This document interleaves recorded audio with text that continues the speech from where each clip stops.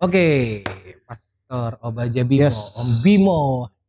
Ya menarik ya, tadi kita udah di scene 2 kita bicara tentang masa transisi, pemulihan, dan kini tiba di scene yang ketiga itu welcome home. Yes. Dimana Om Bimo akhirnya kembali lagi ke rumah setelah kurang lebih 4 tahun ya, Ya. melanglang buana ke negeri orang. Anda berantah. Iya, dan akhirnya di fase akhir pertualangannya dia akhirnya kembali ke rumahnya. Ya, Om Bimo, Yes. seperti tadi sedikit di scene sebelumnya, Om Bimo bilang bahwa ketika Om Bimo kembali ke rumah, Om Bimo itu disambut dengan hangat ya. Ya. Bahkan Om Bimo sendiri dipeluk ya dengan hangat. Itu gimana ceritanya itu Om Bimo? Jadi selama gue pengembaraan itu, pencarian jati diri itu, bokap gue tuh ternyata kirim orang untuk memata-matai. Wow. Dia bokap gue tuh tahu gue di mana aja, dengan siapa, jam berapa, sedang apa gitu. Terus pas sampai ke rumah, bokap gue tuh nggak marah bro. Oh. Karena biasanya waktu gue zaman gue SMA, bokap gue melakukan suatu hal yang negatif, bokap gue marah. Oh. Tapi saat itu bokap gue nggak marah. Terus pas gue pulang itu, gue dapati bahwa nyokap gue, bokap sama beberapa teman abang gue itu sedang berdoa. Dan pas banget momennya itu, pas gue buka pintu, nama gue lagi disebut nyokap gue. Aku minta Tuhan, Bimo jadi pendeta, pakai Tuhan. Itu nyokap. Nyokap doa itu. Berarti sesuai lagu ya. Nah, di doa ibuku namaku disebut. gue percaya banget ada kuasa di balik doa. Yes. Gitu kan? Gue percaya banget kalau berdoa dengan tidak jemu-jemu pasti Tuhan dengar. Ya. Walaupun 4 tahun ya, nyokap gue tuh doa yang sama. Iya betul. Gitu. Nah ketika itulah akhirnya gue bilang sama bokap nyokap, gue pasti ingat hari itu hari Sabtu ya, gue bilang bokap nyokap ini, "Ma, Pak, gue mau ke gereja." "Gereja mana hari Sabtu?" "Gak ada." Gitu. "Ada, di mana?" Gue kasih lah itu nomor telepon yang gue denger pagi-pagi itu khotbah, gue kasih lah alamat gereja itu, ada jam 1:30 di situ. Akhirnya bokap nyokap gue nemenin gue ke ibadah itu, ternyata ibadah untuk kaum muda. Oh, kaum muda ya. Namanya boleh sebut ya? Boleh. Oh, namanya J-Army saat itu ya. J-Army ya. Nah, gue 1:30 gue sampai sana, nyokap bilang gini, "Lu kalau mau ketemu Tuhan, lu doa ya, Kalau mau bertobat, lu doa ya." Akhirnya gue doa teman-teman, gue doa keluarga kanan gue doa saat itu, sampai gue tuh nggak ikutin firman Tuhan ya, gue nggak lihat siapa pendetanya, gue nggak denger puji penyembah, cuma doa Tuhan. Gue mau berubah. Ternyata roh itu membawa gue ke depan, dan gue tiba-tiba gue rebah, dan gue tersadar gue dengan suara yang sama. Haleluya. Suara itu tuh membuat gue tersadar, ini pendeta yang Di radio tadi. yang khotbah gue gitu kan. Akhirnya gue sadar, gue kaget kan, ternyata gede juga orang itu gitu. Gak jauh beda lah. Gak jauh beda sama gue gitu. Akhirnya gue bilang sama pendeta itu, "Pak, gue kalah sama lu." Karena prinsip saya zaman muda dulu, kalau gue berantem, gue kalah, gue ikut yang menang gitu ya. Akhirnya pendeta bilang gini sama saya, "Lu jangan ikut gue. Kalau ikut gue lu kecewa. Wow. Tapi lu ikut Yesus, Tuhan, lu gak bakal pernah kecewa." Iya. Nah itulah akhirnya gue tolong bina saya. Akhirnya saya dibina, diarahkan ke dia, saya melepaskan semua yang menjadi predikat masa lalu saya.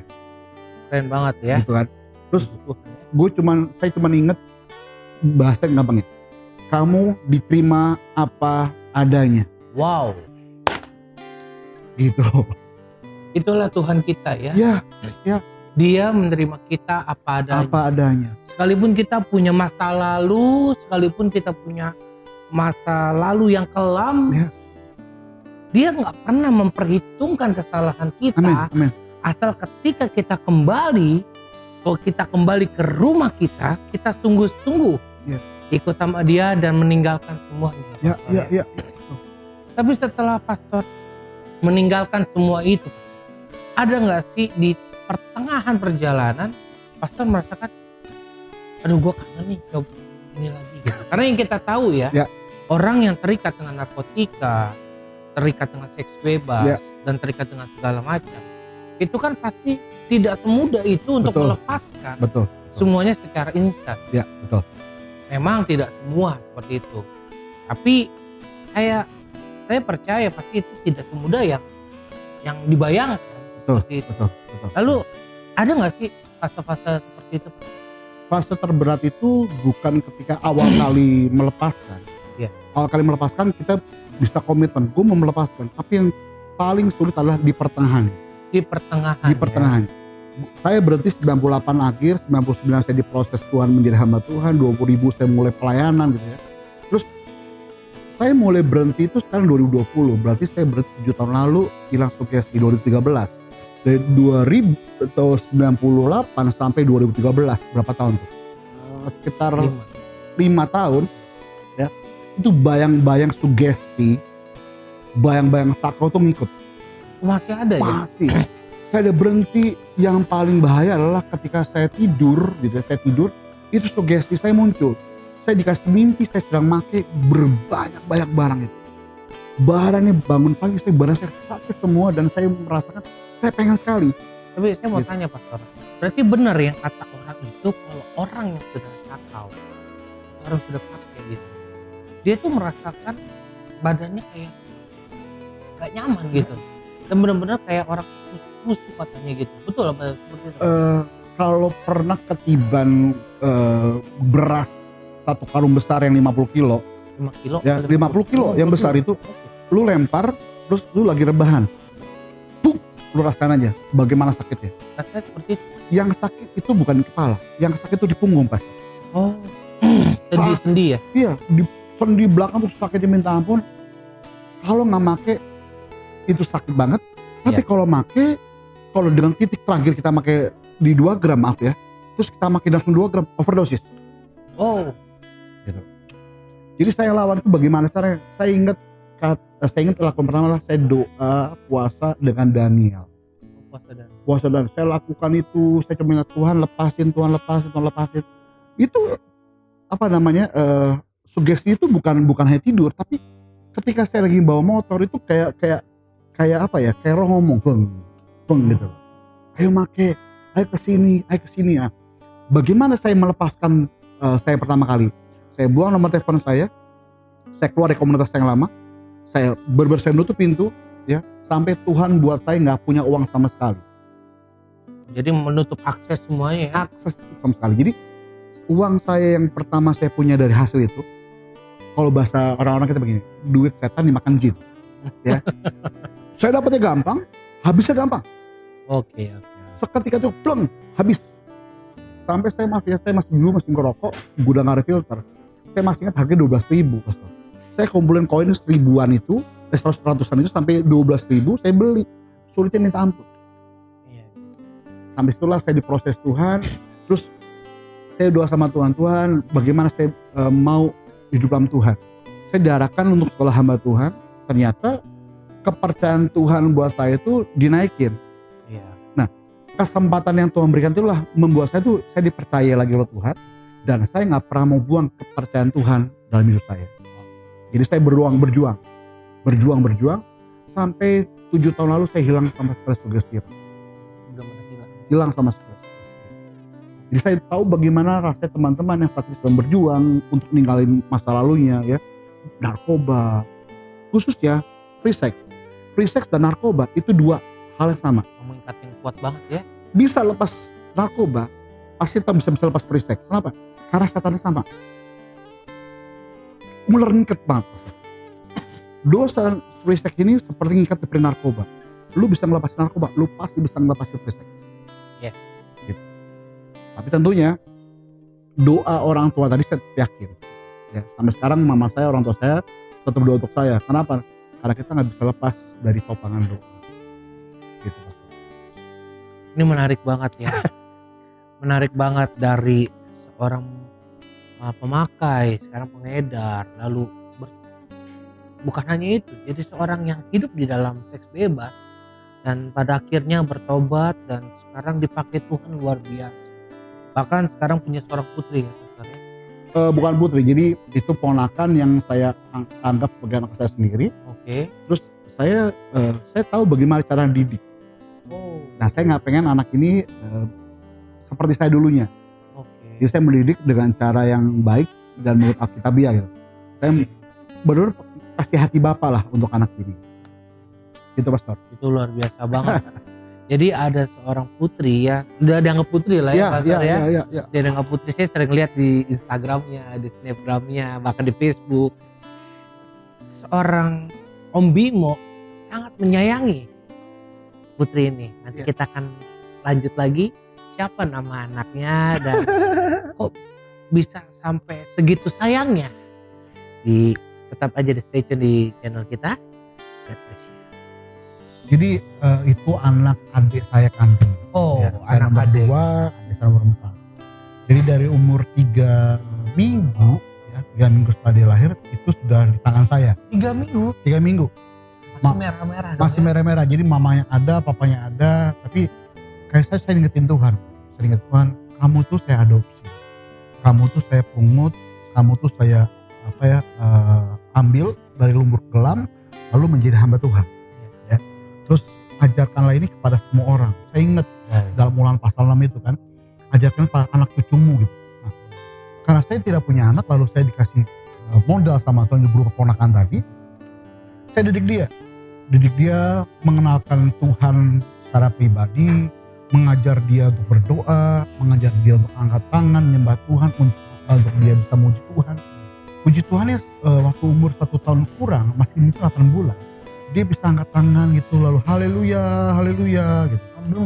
Belum setahun. Lalu setiap kali saya khotbah, saya bawa pelayanan, akhirnya setiap kali saya khotbah dia ikut di gereja, dia lari melangkah di bawah kursi, lalu dia angkat tangan, haleluya, amin, haleluya, amin gitu. Bayangkan 8 bulan sudah. Saudara umur berapa bisa angkat tangan kata haleluya?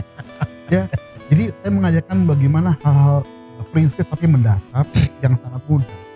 Yang seringkali orang tua nggak bisa ajarkan bagaimana mengenalkan sosok Yesus kepada anak kecil ini. Ya. Yang saya pelajari banyak orang mengenalkan sosok Yesus kepada anak kecil berupa gambar, berupa foto. Iya. Kalau saya nggak mau malah.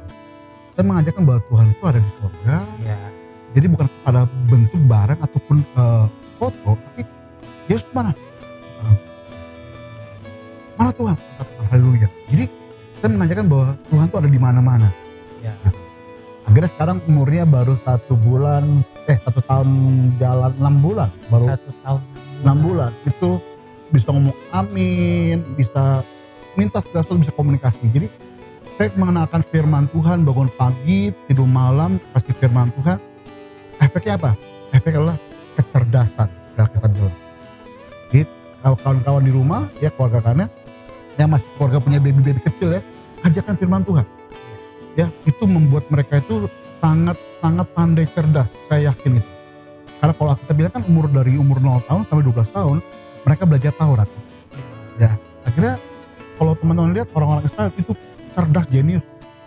Apa nggak kita ajarkan di keluarga kita hari ini? Kita harus mengenalkan Tuhan. Betul, dari sejak dini. Dari dini. Jadi buat keluarga karena buat para orang tua nih yang menyaksikan video ini, hari ini usia anakmu berapa, ajarkan, tanamkan dari sekarang. Betul. Karena jangan sampai anak saudara atau anak setiap kita itu akhirnya tidak mengenal. Ya tidak mengenal siapa Tuhan yang kita sembah. Betul. Itu bagus banget saudara. Jadi belajar ya hal-hal yang kecil aja ya. Betul. Ketika dia tanya siapa Tuhan kita, diangkat tangan. Ya. Bahwa Tuhan itu di mana-mana. Ya. Mantap sekali pastor. Haleluya. Ya, jadi dari usia 3 minggu itu 3 minggu saya ajarkan. dirawat langsung Dirawat. Ya diasuh lah ya. Iya. Lalu pastor sendiri melihat anak ini manggil pastor sendiri panggilannya papa Enggak. atau om atau Saya tetap memakai konteks aslinya bahwa saya adalah Pak D-nya. Pak D. Dia teman saya Pak D. Jadi saya nggak mau menggantikan posisi figur papa mamanya. Oke. Saya hanya menggantikan postur figur adalah saya harus bisa menjadi pembimbing rohaninya. Ayah rohani ya. Betul. Kalau saya mencari jiwa di luar, terus Tuhan sediakan satu jiwa di depan mata saya, masa saya tidak layan dengan baik? Gitu. Itu pastor. Jadi secara tidak langsung pastor mau ngingetin buat semua orang ya, jangan cuek ya, kalau melihat misalnya saudara punya ponakan atau punya saudara Iya. yang masih dini, mulai dididik dari awal untuk mengenal Tuhan. Betul. Dan karena mereka adalah jiwa yang akan menjadi masa depannya Betul sekali. gereja, masa depannya banyak hal lah ya, Ya, Pastor ya. Karena mereka anak-anak ini yang akan menjadi penyambung kita Penyambung kita. di generasi kita selanjutnya. Mantap sekali Pastor. Haleluya. Saya banyak diberkati dari pengalaman Pastor sampai saat hari ini. Dan terakhir nih Pastor, Ya.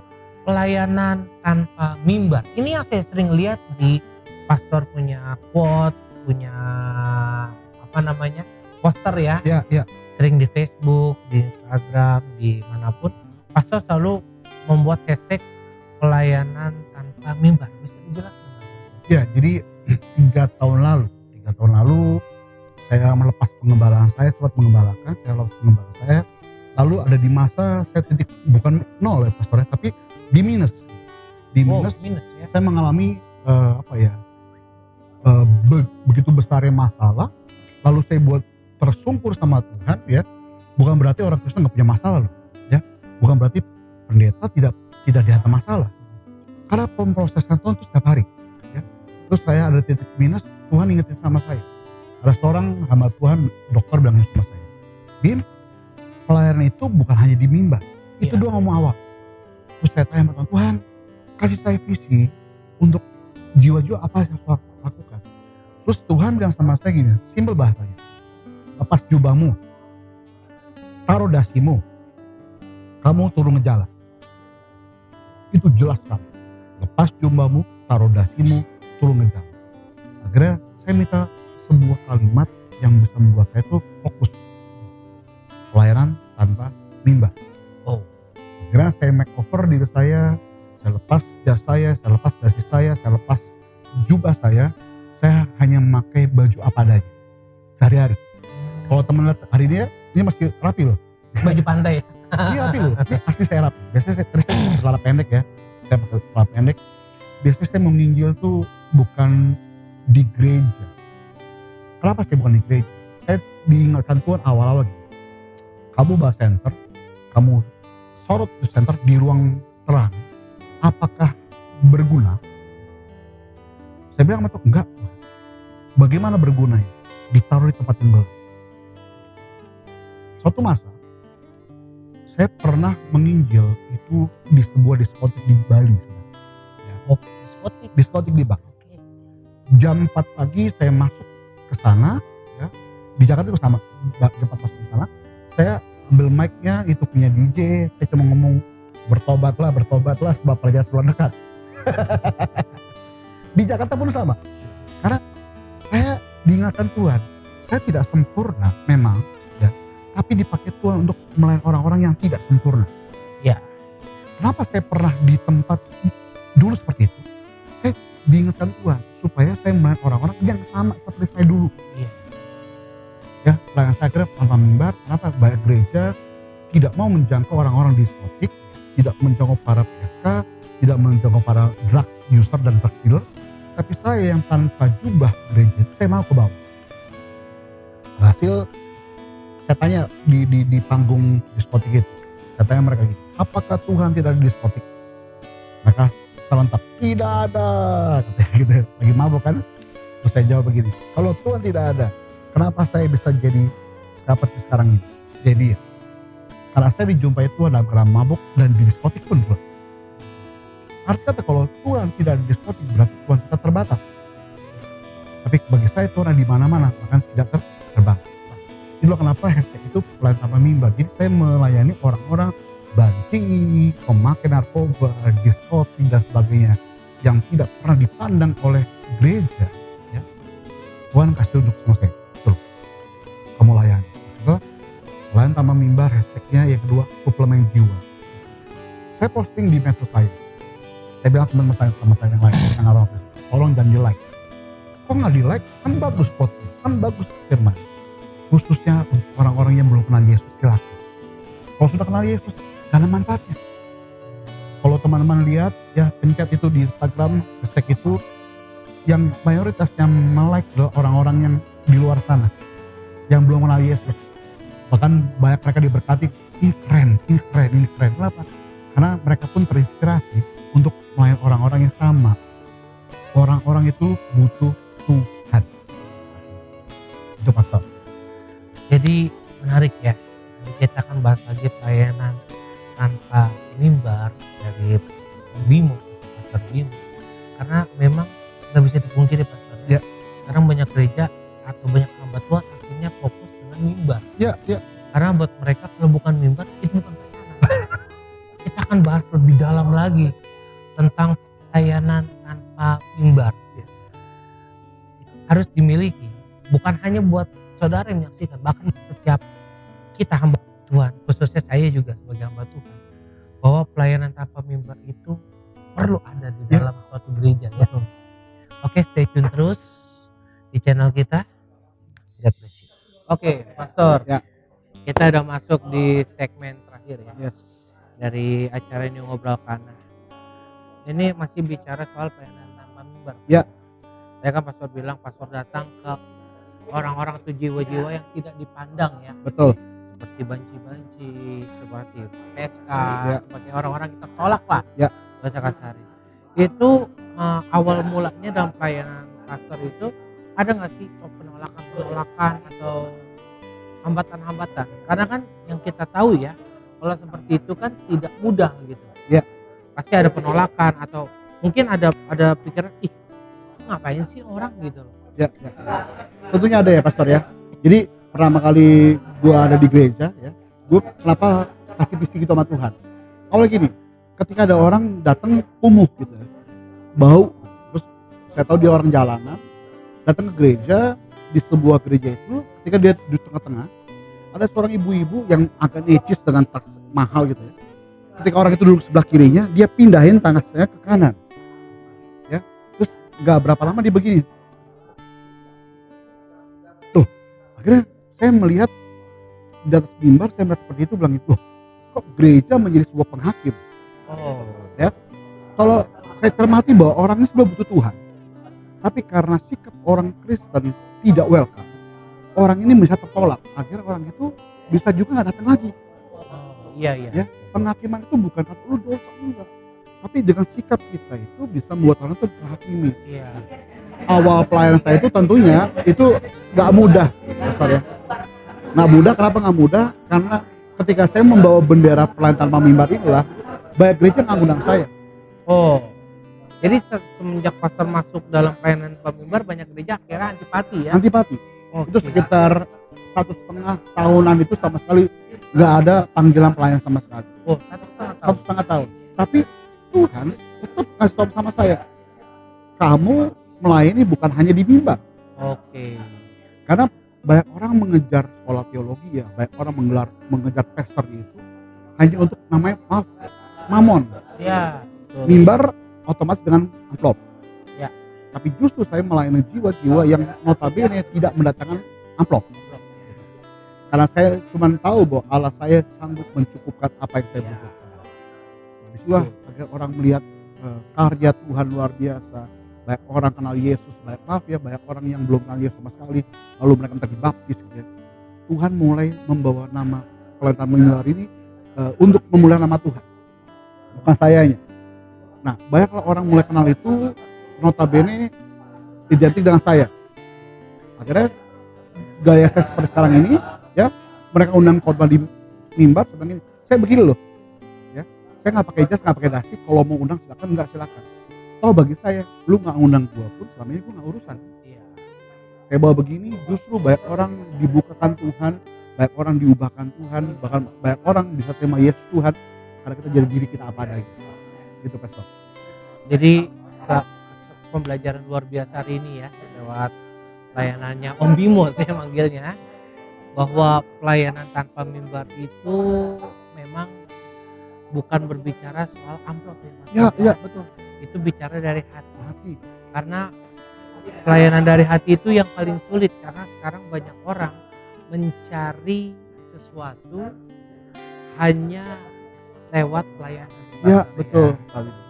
Jadi sebagai penutup hari ini, mungkin nanti dari hambanya Om Bimo akan memberikan sedikit pesan buat keluarga Kana yang menyaksikan tayangan ini. Silakan Om Bimo. Kalau sahabat-sahabat karena melihat tayang ini saat ini, belajar baik-baik. Musa seorang pembunuh, seorang berat lidahnya, tapi dia dipakai Tuhan. Saul dia dipanggil Tuhan untuk kabur, ngumpet, tapi dia tetap dipanggil Tuhan menjadi seorang raja Israel pertama. Daud pembunuh dan penzina, tapi dipakai Tuhan. Di mana titiknya? Titik ketika dia mau untuk dipakai Tuhan, bukan karena mampu. Itulah kenapa saya bisa seperti sekarang ini, karena saya mau menjadi alatnya Tuhan. Alat Tuhan untuk apa? Karena saya tidak sempurna, untuk menjangkau orang-orang yang tidak sempurna. Jadi teman-teman yang merasa berdosa, tertolak, jangan takut. Masih ada Yesus Tuhan yang sanggup memulihkan hidup kita. Itu Pastor. Oke, thank you banget Om Bimo Yes, buat thank you waktunya, banget buat semuanya. ngobrolnya, buat keluarga Kana di mana kita berada. Pesan hari ini, saudara yang merasa berdosa, saudara yang merasa kurang sempurna, percayalah Tuhan kita adalah Allah yang menerima kita balik. Amin. Dia tidak melihat latar belakang kita, kesalahan kita di masa lalu, Yes. dan percayalah masa depan selalu ada di dalam kita. Amin. Jadi hari ini saudaraku, mari kita sama-sama untuk menjadi pribadi kepadanya. Ya. Karena ketika kita datang kepadanya, Tuhan akan membuat engkau menjadi luar biasa. Amin. Oke, kita mau tutup acara kita ini di Ngobrol Kana. Thank you banget Pak Thank you. Bimo. God bless. Buat hari ini sukses terus buat Amin. pelayanan tanpa Amin. bubarnya, buat setiap apapun dikerjakan. Jadi jangan lupa buat semua keluarga Kana yang menyaksikan video ini, jangan lupa untuk follow Instagramnya Om Bimo, Yes. Obaja Bimo. Bimo, pelayanan Hashtag tanpa tanpa mimbar. mimbar. Dan jangan lupa untuk subscribe channel YouTube kita di Kana Family untuk biar saudara bisa diberkati lewat channel-channel dan program-program yang sudah kita buat. Oke, saya Pastor Stefano Rumbayan Yes. dan Saya Pastor Pastor Obaja Obaja Bimo. Kita pamit, sampai ketemu lagi di episode selanjutnya yang pasti lebih memberkati setiap kita. God bless God you bless all. you.